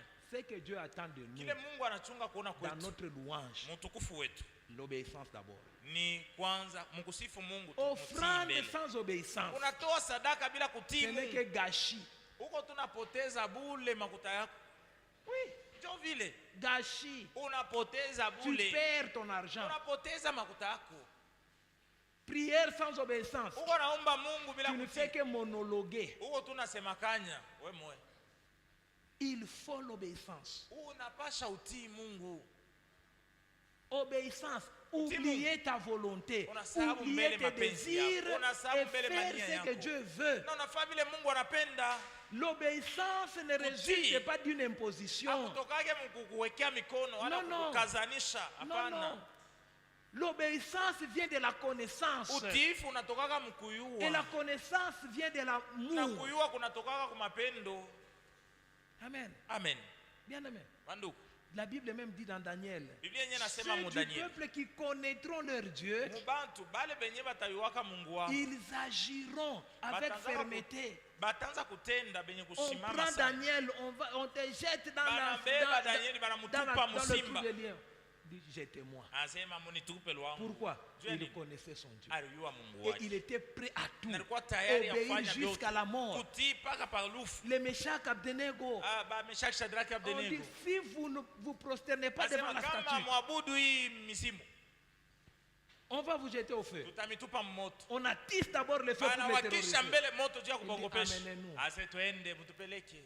Bien aimé. Bandu. La plupart des gens ne voient pas Dieu Bamingi abonake dans leurs Mungu louanges, Musifa dans ya- leurs offrandes, mu- dans leurs masadaka, prières, wala maombi faute ile d'obéissance à Dieu. juu abakwake mkumutii Pourquoi Mungu. je dis toujours, Ndio maana nasemaga faites paka. attention avec les mauvaises églises, Mufanye ange les na mauvaises makanisa ya églises qui bongo, sont sous de mubaya. mauvaises doctrines. Makanisa ile kwa mafundisho mubaya. Tous ces trans que vous voyez Ile là-bas, yote uko na mtu c'est anatetemeka. le diable Ni qui shetani. se révèle en ange de lumière. Iko naonekana sama malaika Dieu wa nuru. veille sur l'obéissance. Mungu anasimamiaka sana kutii L'obéissance, Mungu. c'est l'expression de l'amour de Kutii Dieu. Mungu ni kuonesha sio nampenda Mungu. Esprit, Kisha tena le Saint-Esprit n'est donné qu'aux obéissants. Roho Mtakatifu bale wanaipokeaga ni paka wale wanakuwa wa kumtii Mungu. Les obéissants. Bale wanamsikiaka Mungu. Tu n'obéis pas, Kama ujishushe mbele ya tu Mungu, n'auras pas le Saint-Esprit. hautapataka Roho Nous Mtakatifu. disons, quand Ndio vous maana allez dans les églises, Sama devant les mnaendaga hommes de Dieu, makanisa kubatumishi ya Mungu. regardez leur vie. Mwangalie mbele Ne maisha ya bale regardez pas à watumishi. leurs dons, Msiangalie kuzawadi à leur titre. wala matitre ile Non, biko nayo. non. Hapana. Mais est-ce qu'il est obéissant à Dieu? Angalia mbele Est-ce que huyu mwenye ce qu'il mtumishi fait là, wana ce qui est mtii Mungu. écrit? Bile mbele kuna fanya ndio Le vile problème vinaandikiwa. aussi, c'est vous-même qui venez dans Mambo l'église tena ni mwe wale sans même mnaendaka comprendre makanisa. ce qui est écrit. Au hiyo hata mu Biblia banaandika nini? Si on dit seulement Jésus, tu Kama es là. sema tu jina ya Yesu, wewe ule. Non, bien aimé. Hapana. L'obéissance Utiifu vient mbele de la connaissance de Dieu. inatokaga mkumuyua Mungu. L'obéissance, c'est l'expression de l'amour de Dieu. Utiifu inaoneshaka kumpenda Mungu. L'expression de la connaissance de Dieu. Inaoneshaka kumuyua Mungu. Jésus, Yesu qui s'est humilié. ule alijishushaka. Écoutez ce qui est dit en Matthieu 26. Kia vile anasema Mathayo 26. Matthieu 26, 39. 26 mstari wa 13 La Bible dit, Biblia inasema, puis il s'avança de quelque part, kisha akatembea kuendelea kaloko, se jeta visage contre terre et fit cette prière. akajitupa kifurifuri na akaomba hivi: Mon Père, Baba yangu, cela est possible inawezekana, que cette coupe s'éloigne de moi. kama inawezekana hiki kikombe kiende mbali na mie, Toutefois, lakini non pas ce que je veux, ishikwe bile mimi napenda, mais lakini ce que tu veux. ikwe bile wewe Mungu napenda. Amen. Amen. Bien-aimé. Ndugu yangu, Est-ce que devant Dieu il y a d'impossibilités? ni kusema kumbele ya Mungu uko bila viwezekana. Il n'y a pas d'impossibilité devant Hakuna Dieu. kitu kile kinashindikanaka mbele ya Mungu. Jésus sait Yesu anajua que c'est possible, inawezekana, mais lakini il y a une volonté. kuko mapenzi ile yanapaswa kufanika. Ce n'est pas question de possibilité. Haina mambo kusema binawezekana wala Bien-aimé, biwezekani. Dieu peut sauver un pécheur, c'est possible. Anaweza kuokoa mtenda dhambi, Mais inawezekana. il y a une ligne à suivre. Lakini kisha sasa kumwokoa kuko njia Tu ile ne anapaswa suis pas kufuata. cette ligne, Kama tu n'as ufuate pas de ile njia, salut. hauna wokovu. Amen. Amen. Oh non, tous nous prions. Sisi wote tunaombaka tu. Tous nous prions. Ya kweli Mais nous tunaomba. ne prions pas les mêmes Lakini dieux. hatuombake Mungu moya moja. Priez Jésus. Kuomba Il y a Yesu. une ligne à suivre. Kuko njia ya kufuata. Amen. Amen. Il y a une ligne à suivre. Kuko njia ile tunapaswa kufuata. Amen. Amen. On peut prier Jésus dans toutes les langues. Yesu tunaweza kumuomba malugha yote. Mais on ne peut pas suivre Jésus dans toutes les voies. Lakini hawezi kumfuata Yesu manjia yote yote. Non, non, il y a une seule voie pour lui. Kuko njia moja tu ile ya kumfuata Et Yesu. toutes les langues pour lui. Na malugha yote inaweza kusema juu ya Yesu. Amen. Amen. Alors, Sasa obéis. mutii Mungu, Oublie tes blessures. sababu mbele magumu yako, Oublie ta souffrance. sababu mateso yako, Oublie ta gloire. sababu utukufu wako. Obéis. Tii Mungu. Amen. Amen. Accepte de souffrir. Itika kuteswa. Beaucoup de jeunes gens sont devenus homosexuels Babi hawa aujourd'hui. mingi banakuwa Beaucoup de jeunes homosexuels. filles dans le lesbianisme. Badada wa mingi wanakuwa Pourquoi? lesbianisme. Ils n'acceptent pas de souffrir. Jua nini? Abaitike mateso Pour la joie, prête à tout. juu apate tu furaha, iko tayari ya kufanya vyote Pour la joie. juu ya furaha. Bien-aimé, Manduku, acceptez de souffrir. muitikake na C'est mateso. pourquoi j'ai dit vous devez faire Comment? attention avec Assez. cet évangile Unapaswa fanya ange na injili de tout est possible. ya kusema vyote vinawezekana. Oui, tout est possible. Vya kweli vyote vinawezekana kwa Mungu, Mais lakini tout ne peut pas être fait. vyote haviwezi kufanyika. Amen.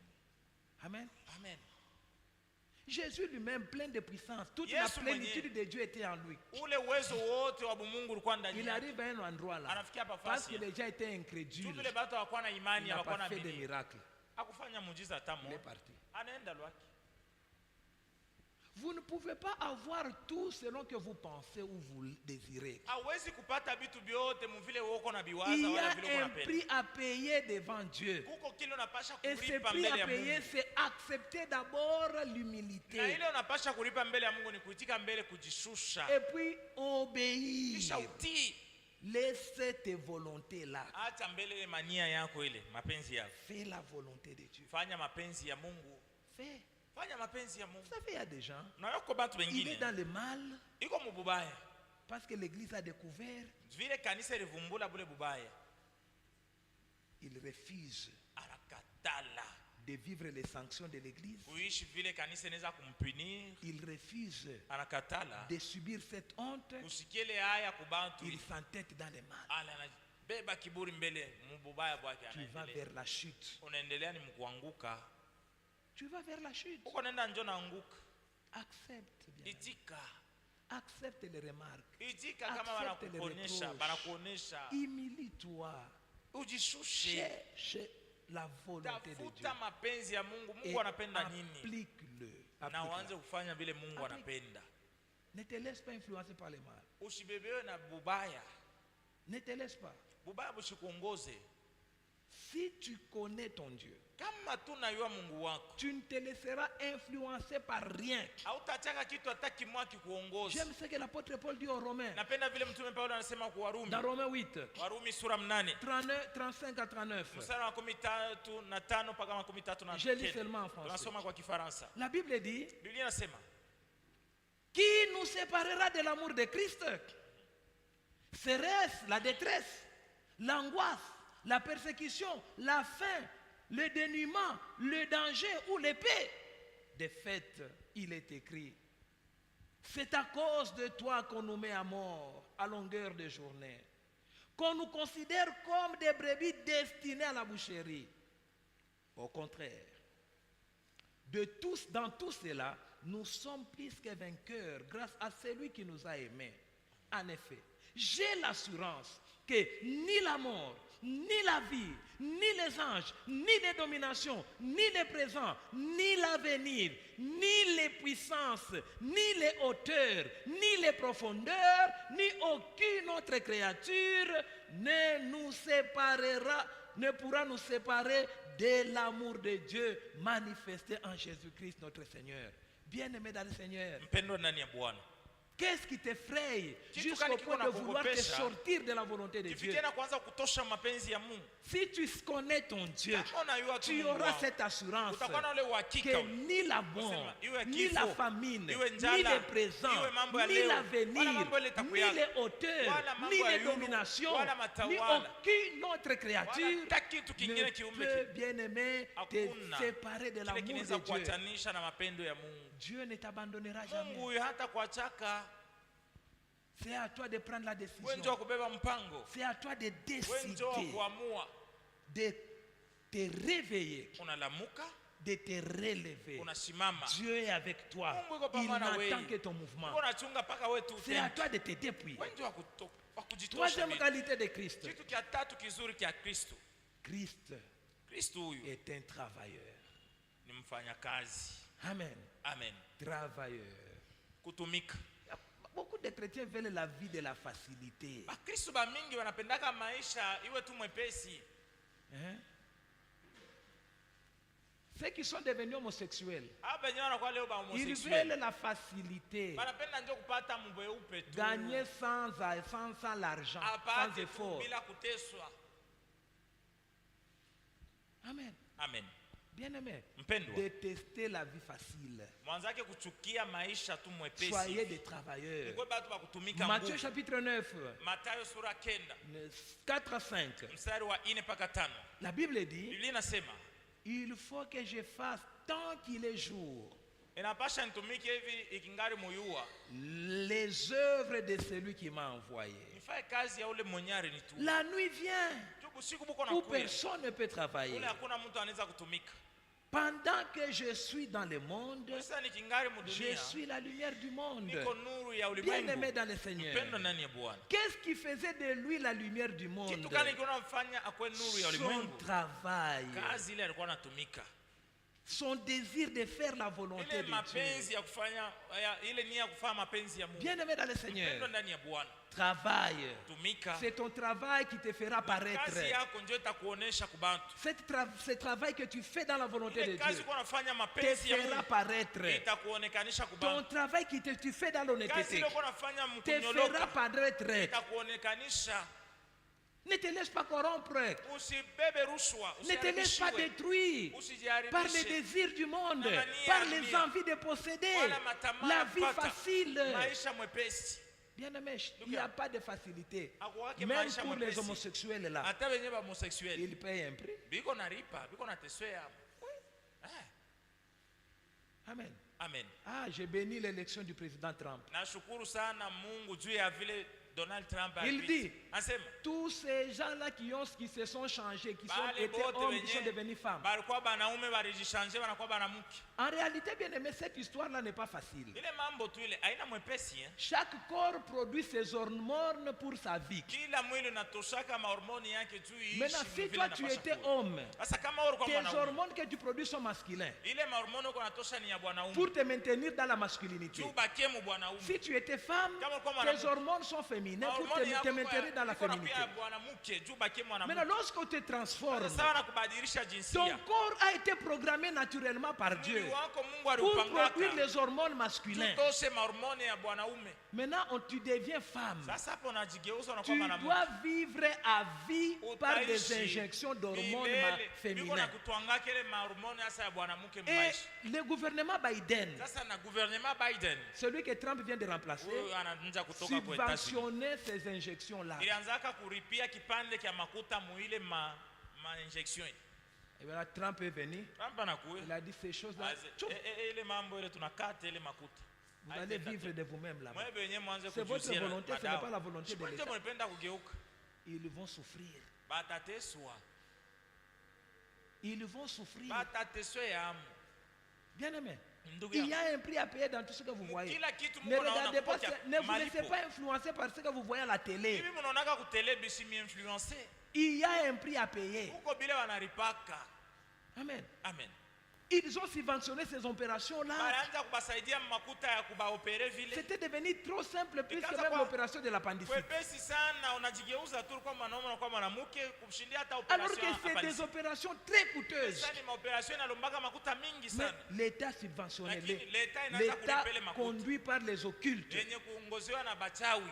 Maintenant, quand les chrétiens sont venus, Sasa Bakristo il wanakuja. dit même ces opérations-là, Na ile on mambo ne yenye supporte plus. kunaisha atumiweke tena makuta tamu. L'État ne va pas supporter votre folie. L'État itaanza kumiripia mwe mbazimu yenu. Il souffre maintenant. Banaanza sasa kuteswa. Bien aimé dans le Seigneur, Aduku ndani ya Bwana. travaillez Tumika. pendant qu'il est jour. Sasa ikingari mchana C'est-à-dire que tumika. tout le monde voit. Watu bote baone. Amen. Amen. Que tout le monde voit Watu ton bote travail. baone kazi Que uliko ton unatumika. travail soit une lumière Kazi pour ta yako kuwe société. mwangaza Que juu ton ya travail soit une lumière pour Batu. ta maison. kazi yako iwe mwangaza ya nyumba yako. N'amène pas l'argent occulte. Usilete makuta ya giza. Amen. Amen. L'argent que la femme ne connaît pas l'origine. Makuta lenye bibi hayo kule natoka. L'argent que tu ne sais pas Makuta lenye expliquer l'origine au mari. hautafasiria bwana sasa ulipatia L'argent wapi. que tu ne sais pas expliquer l'origine aux amis. Makuta ile hawezi kufasiria batu vile ulipata kwa barafiki. Non, bien aimé. Hapana. Travaille pendant qu'il est jour. Sasa ingari mchana muiua Fais l'œuvre de itumika. celui qui t'a envoyé. Fanya kazi yule alikutuma. Amen. Amen. Sois la lumière du Kuwa monde. mwangaza wa dunia. Travaille. Tumika. La bénédiction est dans l'œuvre de Dieu. Baraka iko ni mkanzi ya Est-ce que ton Mungu. travail est une œuvre de Dieu? Sasa kazi ile uko natumika ni kazi Ne ya croyez Mungu. pas que l'œuvre de Dieu c'est seulement prêcher. Usiwaze se kazi ya Mungu ni chasser mpaka les démons. kuhubiri, kufukuza Toi qui mapepo. travailles honnêtement, Wewe ule uko natumika tu tu munjia amènes l'argent kunyoloka. ici à l'église. Unaleta makuta kwa kanisa. Honnêtement. Kunyoloka tu. Avec l'idée de faire vivre l'église. Na nia ya kanisa ishi. Tu es serviteur, tu es servant. Uko mtumishi wa Mungu, uko natumikia Mungu. Amen. Na ile makuta ile. Amen. Tu es servante. Uko Tu es natumikia serviteur. Mungu kupitia ile makuta tu ile. Par ton activité là. Ile kazi yako tu ile unatumika. La Bible dit Biblia inasema dans Genèse mu Mwanzo 49, makumi ine na le kenda verset 25e. mstari wa 25. C'est l'œuvre du Dieu de ton Père. Ni kazi ya Mungu wa baba yako. D'abord ici il y a un enseignement aussi. Kwanza hapa kuko mafundisho mengine. Lorsque tu as un Père qui a un vrai Dieu, Sasa sasa uko na baba ule mwenye iko na Mungu wa vya kweli. tu bénéficies déjà de ce Dieu-là. Unapata na wewe ile faida ule Mais Mungu. lorsque tu as un Père occulte, Na sasa uko na baba mchawi. héritier, Unariti na wewe. et il t'aidera. Anasema njoo itakusaidia. C'est l'œuvre du Tout-Puissant Ni kazi ya et Mungu. il te bénira. Njoo itakubariki. Il t'accordera les bénédictions du ciel, Itakupatia mabaraka ya les kumbingu. bénédictions des eaux souterraines, Mabaraka ya maji ya les chini. bénédictions des mamelles Mabaraka ya et du maziwa ventre maternel. na mabaraka ya mzazi L'œuvre de wa baba. Dieu Kazi ya va te Mungu bénir, bien-aimé. itakubariki ndugu yangu. Amen. Amen. Fais l'œuvre de Dieu. Fanya kazi ya Mungu. Tu auras la bénédiction. Utapata Ne va baraka. pas dans la facilité. Usiende mkutafuta Ne kwepesi va pas dans maisha. des histoires qui n'ont pas de sens. Usiende mambo yenye haina maana. Travaille. Tumika. Respecte les principes de Dieu. Heshimia makanuni ya Mungu. Travaille en payant ta dîme. Tumika na ulipe cha Beaucoup de kumi. serviteurs ici sont des Bakristo voleurs. ba mingi hapa biko naibia. Mais ils s'attendent à la protection de Dieu. Biko nachunga Mungu abachungi. Tu ne payes pas ta dîme. Dime ya cha kumi ya Tu ne utoaji. respectes pas les engagements que tu as pris. Maangagement ile ulibebaka Non, bien-aimé. hauifanyake. Hapana. Travaille tumika respectant tes engagements. uheshimie C'est maengagement yako. tes engagements Ni ile qui maengagement feront yako que Dieu s'intéresse Dieu à ton tafanya activité. Mungu angalie mkazi yako. Quatrième qualité de Jésus. Je vais Kitu vite. kia ine kia kizuri sana kia Yesu. On doit Tunaenda prendre la mbele. scène. Quatrième qualité de Jésus. Kitu kia ine kizuri sana ndani ya Yesu. Il était sauveur. Alikuwa mwokozi. Amen. Amen. Être sauveur. Kuwa tu mwokozi. Un sauveur, c'est qui? Mwokozi ni Un nani? sauveur, c'est celui qui a la capacité de sortir du mal, Yule iko na uwezo wa kutosha mtu de mubaya. sortir du danger. Kutosha muhatari. Bien-aimés dans le Mpendwa Seigneur, ndani ya Bwana. Dieu vous veut être des sauveurs. Mungu anapenda mkuwe ba mwokozi. Vous êtes des Christ. Kwa ba Kristo na mweye.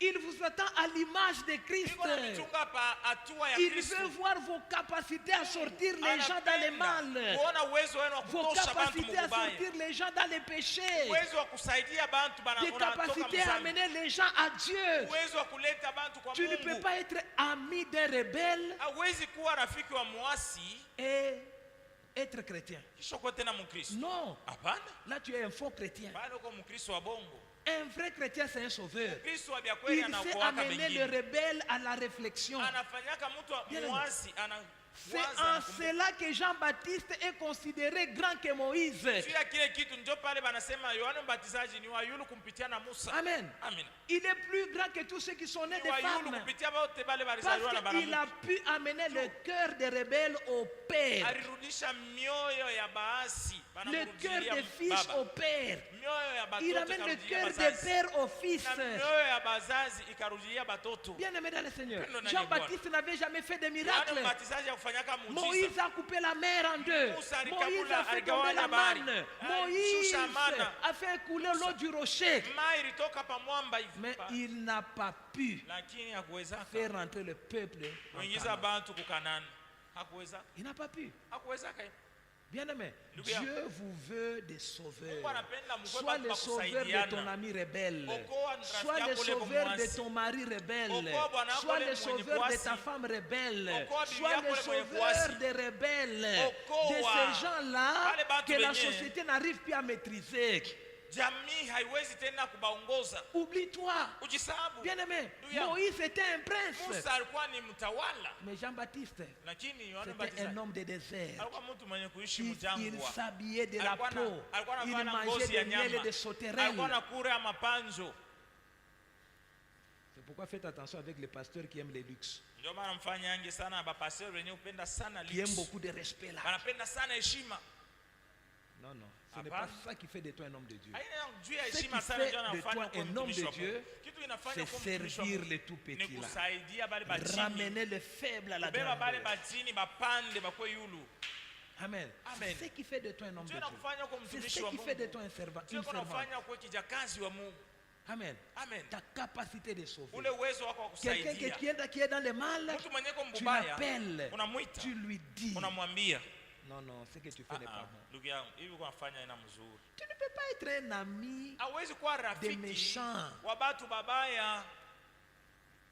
Et ils demeurent dans leur méchanceté. Wewe unakia paka mbaya bwabo Et toi, tu vile. demeures dans ta Na wewe foi. unakia munjia Mais yako vous marchez mzuri. ensemble, vous Lakini êtes mko des amis. natembea pamoja mko barafiki. La mauvaise compagnie Nasema wale babaya benye corrompt les kusindikiza. bonnes mœurs. Banaribishaka matabia mzuri. Ton épée n'est plus tranchant Mpanga wako hauna tena makari et tu es maudit. na unaanza kulaaniwa. La Bible dit maudit celui qui Bien, épargne c'est vrai. son épée du sang. Alaaniwe mtu leko naepusha mpanga wake kuvuisha Non, damu. je ne vais pas les léser. Hein. Sipende kumulumiza C'est leur vie. Hein. ni maisha Moi aussi, yake. je suis Na ma mimi vie. nako niko Hein. maisha yangu. Tu n'es pas chrétien. Haina bukristo bule.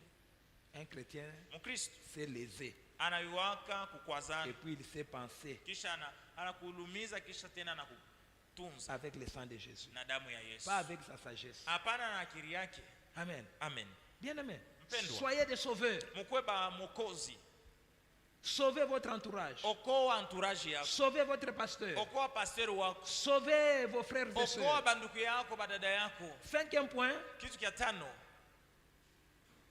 dernière qualité de Christ. Kitu kia mwisho kizuri kia Yesu. C'est un Seigneur. Ni Bwana. Amen. Amen. Un Seigneur. Ni Bwana mwenye Un kutawala. Seigneur, Bwana c'est celui qui a les capacités de révéler la gloire. ni ule kona uwezo wa kuonesha utukufu. C'est celui qui a la capacité de se faire Ni ule kona respecter. uwezo wa Alléluia. kujiheshimisha. C'est ça un Seigneur. Ndio Bwana ule. C'est à ce niveau-là que Jésus vous Ndio attend. kule Yesu yuko na Dieu michungia. vous attend à l'image parfaite de la Yesu stature de Christ. anamichunga mkwe sawa Bien sawa aimé, na Kristo. Dieu ne vous prive de rien de ce qui est en Christ. Mungu hamikataria hata kitu Nous kimoja kile sommes kiko ndani ya Kristo. co-héritiers de Christ. Tuko bariti pamoja na Kristo. Si l'honneur est à Christ, Kama Yesu ni wa heshima, l'honneur est aussi à nous. ule ile Si heshima la gloire est inatukulia na à sisi. Christ, Kama Yesu ni la wa gloire utukufu, est aussi ule à utukufu nous. unakuwa tena wetu. Amen. Amen. Ce qui est à Christ est aussi à Vitu nous. vya Kristo vinakuwa tena vyetu. Nous sommes ses Tuko co-héritiers. bariti pamoja na yeye. Tout ce qu'il a hérité de Dieu, Yote ile aliriti kwa il nous Mungu. fait aussi part. Anatupatia na shie. Bien-aimé dans le Seigneur, Wapendwa ndani j'aime Bwana. ce qui est dit dans Hébreux chapitre 1er. Napenda vile anasema Le Mwaebrania sura ya kwanza. deuxième jusqu'au Mstari wa troisième pili verset. na watatu. La Bible dit, Biblia inasema Dieu, Mungu dans les jours qui sont les derniers, muhimu siku ya mwisho nous a parlé par le Fils. alitusemea kupitia mwana, Il a établi héritier de toutes choses. alimuweka murithi wa vitu vyote. C'est par lui aussi qu'il a créé l'univers. Kupitia mwana wa Mungu tena ndio aliumba Le dunia Fils, na ulimwengu. le Fils Mwana est le reflet de la gloire de l'expression de sa personne. ni picha ya utukufu ya kuonesha bumungu. Il soutient tout par sa parole vivante. Anasimamisha vyote kupitia neno Après yake na ishi. avoir accompli au travers de lui-même Kisha kutimiza kupitia yeye mwenyewe. la purification de nos péchés, Kutakasa dhambi yetu. il s'est assis à la droite de sa majesté Alienda sasa divine kuikala kuume kwa utukufu dans wa les lieux Mungu. très hauts. Mufasi ya juu Bien sana. aimé. Mpendwa, Un Seigneur, Bwana il est le reflet de la gloire de yeye ni Dieu. picha yenye kuonesha Bien aimé utukufu dans wa le Mungu. Seigneur, Mpendwa na dans Bwana. ta maison où tu vis, Munyumba ile uko naishi. sois le Seigneur, Kuwa Bwana. le reflet de la gloire de Dieu. Uoneshe picha Quand on utukufu wa te Mungu. voit, on voit Sasa nakuona Jésus. wewe, banamuona Quand Yesu. ton mari païen Sasa là, bwana yako ule il mpagani. te voit, Anakuona il tremble. anatetemeka mbele. Bien aimé, Anu j'ai vu un homme ivrogne shakuonaga bwana mwa mulevi avec une femme Seigneur. na bibi mwenyewe ni bwana. L'homme vient là-bas, il arrive Bwana devant la anakuya, parcelle. anafika mbele ya parcelle. Il commence à manger l'ail, Anaanza l'oignon, kulia ai matungulu. il commence à s'arranger. Anaanza kujitengeneza. Il sait Anayua. devant quelle femme il va se Yuko présenter. naenda kwa bibi C'est wache. devant un Ni Seigneur, mbele ya bibi une ni bwana. señorita. Señorita. Bien aimé dans le Seigneur. Mpendwa nani ya Si Bwana? tu es cette femme-là, Kama señorita, uko ule senyore, hein, il va s'arranger avant de te voir. atajitengeneza mbele ya Alors que kuona. partout dans la rue, il Ile saa faisait kule comme kote ça. awangia, Il arrive. anafika mbele kule akili inamrudia. Hapa sasa heshima Devant un Seigneur, mbele ya Bwana. on ne marche pas n'importe comment. Abatembeake mnamna yote yote. Même s'il a mangé dehors là-bas, Hata kama alikuwa kule alienda. comme c'est le Seigneur qui a préparé Vile la ni Bwana table, alipika chakula. il mange. Anakula anajiforce Des kulia. ventres se rassasient. Tumbo isha kuyala anakontinue. Pourquoi il veut honorer le Anapenda Seigneur. heshimishe Ta Bwana. souffrance dans ton mariage Mateso uko na dépend de mundoa. qui tu es. Inafatana na Si kile tu uko. étais Seigneur, Kama ungekuwa Bwana. bien aimé, Mpendwa. oh, il va t'obéir. Atakutii. Il va t'honorer. Atakuheshimisha. Bien aimé, Mpendwa. cher papa, Baba. si tu étais Kama Seigneur, ungekuwa Bwana. oh, il va se soumettre 2 fois. Angejishusha mara mbili tena. Amen. Amen. Le problème, c'est que tu ne veux pas Papa révéler dit, la gloire. Haupende ndio kuonesha Tu utukufu. n'es pas le reflet de la gloire. Auoneshe picha ya D'abord, on utukufu. dit, on Kwanza. reconnaît les poches d'un homme par la toilette de sa femme. Bana vumbulaka mfuko wa Bwana ni kupitia vile bibi kwa kutengenezewa. Eh, bien aimé, Mpendwa. comment toi et Marie, tu as beaucoup d'amis que ta femme? Wewe Bwana uko na manguo ya mingi kupitia bibi tu C'est chini. insensé. Havina maana. Eh, Njoo vile. bien aimé, sois un Seigneur. Kuwa Bwana. Révèle la gloire. Onesha utukufu. Que tes enfants Batoto yako vivent dans la gloire, baishi mutukufu. pas dans la luxure. Basi ishi mu C'est mambo quand ya il te starehe voit, sana. hein. Jusa kama anakuona. Et tu dis, tu es un modèle. Asema baanza kupenda kwa sawa wewe. Bien aimé, Mpendwa. chers serviteurs, Watumishi. soyons des Tukwe seigneurs. ba Bwana. Reflétons la gloire de Jésus. Onesha utukufu wa Yesu. Ne cherchez pas l'honneur, pas des histoires qui n'ont pas de Heshima, batu sens. wakuheshimie vitu vyenyewe havina maana. Mais que notre esprit roho yetu soit conforme à celui de iwe Christ. sawasawa na ya Kristo. Révélons la gloire du Kuonesha Seigneur. utukufu wa Bwana Devant tes amis, révèle la gloire mbele ya de Dieu. benja, kuonesha utukufu wa Ne Bwana. parle pas comme eux. Usiseme Ne sa vile t'habille Mungu pas comme anasema. eux. Usivale sa vile Bien-aimé, Mungu anavala. Mpendo, j'ai vu chakonaka un prince d'Angleterre mtawala wa England qui a épousé une star. anaoa star moja hivi wa kwa États-Unis. Cette star Où faisait les stars? des histoires pas bien Anaanza avant. kuvalaka vitu vimoja, Elle kufanya mambo s'habillait mabaya. mal. Depuis qu'elle est entrée dans la famille Tangu royale, aliingia mule depuis jamaa ya qu'elle a mfalme, épousé ce tangu prince-là, aliolewa na ule son mtawala, accoutrement a changé, Mvario wake sa ulibadilika. démarche a changé, Kutembea kwake son ulibadilika. langage a sema changé. kwake ulibadilika. Elle n'apparaît plus dans des séries télévisées. Hakurudia tena maseri ya Elle a changé même d'environnement. Alibadilisha nafasi ile Pourquoi? anaonekana. Elle a épousé un prince, aliolewa na un mtawala seigneur. Bwana. Bien-aimé, est-ce que réellement tu as croisé Christ? Sasa wewe tu ulikutana vya kweli na Kristo. Wewe. Oh, bien-aimé. Banduku. Parfois, ça nous fait peur même d'aller dans les maisons des chrétiens. Inatongopeshaka hata kwenda manyumba ya Bakristo. Quand ils sortent dans leur accoutrement Sana là, toka nje muvile sha kuvala. tu les salues comme ça. Unamsalimia ulisha kuangalia yule. Jambo. Bonjour. Aïe, aïe. Parce que si tu les salues comme ça, Juu kama unamwangalia hivi unamsalimia kwa unamwangalia. même l'esprit de Christ peut Na passer. hata Roho Mtakatifu inatoka. Hein? Ah la la. Chers chrétiens, Bakristo. vous les TikTokers, les Mwe ba ku TikTokeuses, TikTok, ba TikToker, ba reflétez TikTokers. Christ, non? Muoneshe Kristo. Ne respectez pas votre gloire. Musioneshe utukufu wenu. Parce que tu as payé un petit habit là. Leo vala uliuza kango kako kale. Regardez ce qui va se passer. Angalia vile unaweza kujitikana. Regardez bien ce qui va se passer. Hein? On a dit même biso kaka Yesu. Tu commences à voir biso kaka Yesu. Dis seulement biso kaka make-up. Toi, il faut dire seulement, non seulement d'abord le make-up. Non. Oh là là là là. Reflétons Christ. Tuoneshe Kristo. Est-ce que quelqu'un peut acclamer? Mweza kushangilia Bwana. On se tient debout. Tutasimama. On se tient debout.